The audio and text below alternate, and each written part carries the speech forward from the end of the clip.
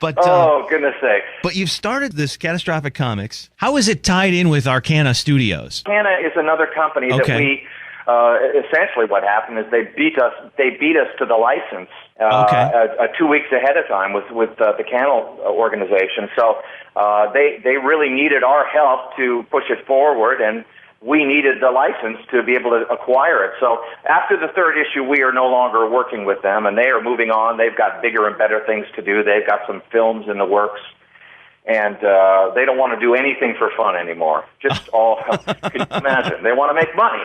So this is going to be an ongoing monthly series. Well, we're hoping that it is. You know, so far the issues have merited that. It's got to pay for itself at least. We don't need to make money, but it's got to at least pay for itself. So, you know, all that discretionary spending is kind of tough right now. Right.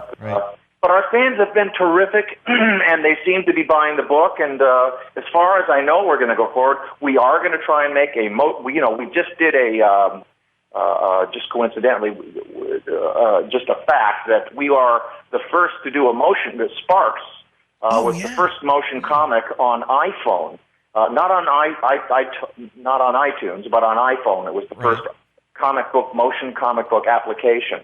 And we're going to do the same thing with Greatest American Hero. We're going to do that and see if we can even branch out and be able to release that on iTunes as well. And I'm going to use the voices of Bob Cope and Connie Selica and myself and Michael Pare, who incidentally does the voice of Sparks in the book.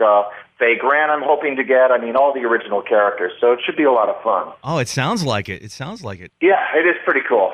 And we have some other stuff that we're going to do in that. We're incorporating a little game with that as well. So it should be a lot of fun. For 99 cents, it's great value. Yeah. The comic book is online. What's Catastrophic's website again? CatastrophicComics.com. And you can even find it on eBay, right? And you can find it on eBay as well. We are selling back issues and autographed issues. Should anyone want to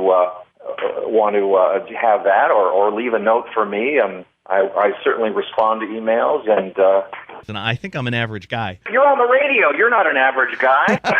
Not only did I get the autographed copy, but I got 2 additional copies of the first issue, too. So maybe I'm not an average guy. I'm just your basic average geek. I'm a huge fan of the Greatest American Hero and a fan of yours. And I'm looking forward to seeing each comic come out. I love the cover to the second issue because it is your character flying through the air like you would on the show, which was awesome. Yeah, it was kind of goofy, huh?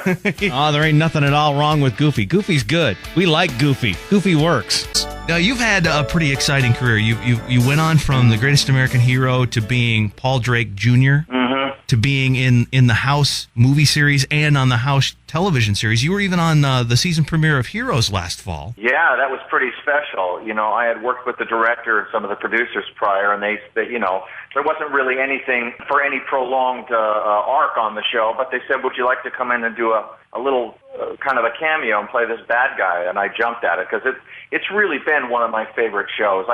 I don't watch it as much this season because I've been busy, but the first couple seasons I watched it religiously, and I don't watch a lot of television. Is there a difference between Heroes and what you were doing? No, I don't know. I think it was timely. It was good luck for all of us that were associated with it. But our show is much different. It really sat on the fence between comedy and drama. And that was always the challenge. Every show is where to have some poke fun at ourselves and where to play it straight. And I think, honestly, that just the casting was really kismet because there was tremendous chemistry between Bob Culp, Connie Selica, and myself.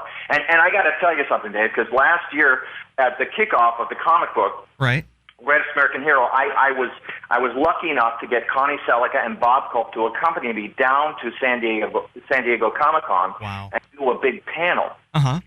And the chemistry between the three of us when we are all together, it's exactly the same, and it's hysterical to just witness. Well, I got to ask you this, since you brought that up. I remember from the series, a couple of scenes seeing Mr. Culp with a Milk-Bone dog box, and he would be eating biscuits out of the box. Now, I've watched the episodes over and over and over again, puzzling. I don't think Ralph had a dog. Why was Bill Maxwell just that tough of a guy? Well, I think that was just, I don't know whether it was Bill Maxwell or Bob Culp. You know, both of them are kind of eccentric characters.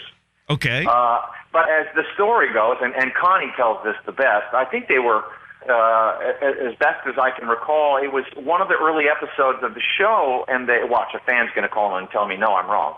But they were looking in the cupboard at somebody we were staking out or something, and they found dog biscuits, and Bob just started nibbling on them, and then and he just kept it in character, and that became a running gag on the show. Do they taste good? Oh, well, tastes like cardboard to me. Yeah, we all tried it, but I wouldn't make a regular diet out of it. But I don't think there's anything there that would hurt you. Maybe a little bit fiber for the diet, huh? There you go. Yeah, yeah. I have a bottle of Fiber One here now, but I'm gonna go buy a box of dog biscuits instead. There you go.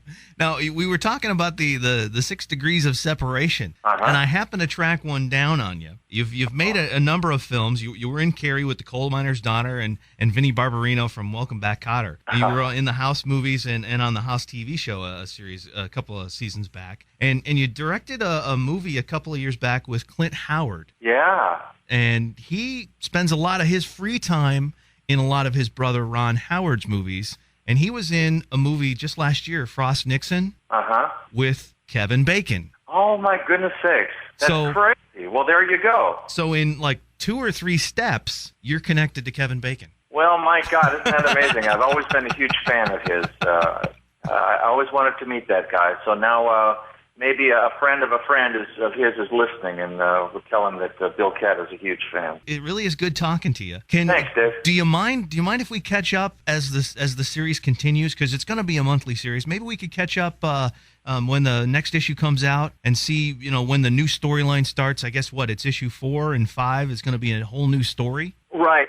We're finishing the first 3 books are really a retelling of the original 2-hour pilot that Panel did. Now we do change out a couple of the characters, and we make the bad guys a little more important. And again, as I said, we at least pose a couple of new questions. What happened to the instruction book, and what are these new powers that the suit is capable of?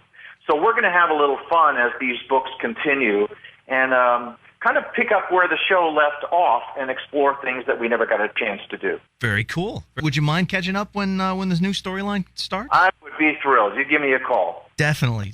Well, thank you so much. I do appreciate talking to you. All right. You guys have a great day. Thanks. Bye-bye. Man, believe it or not, I got to talk to William Katt, star of The Greatest American Hero in the 80s.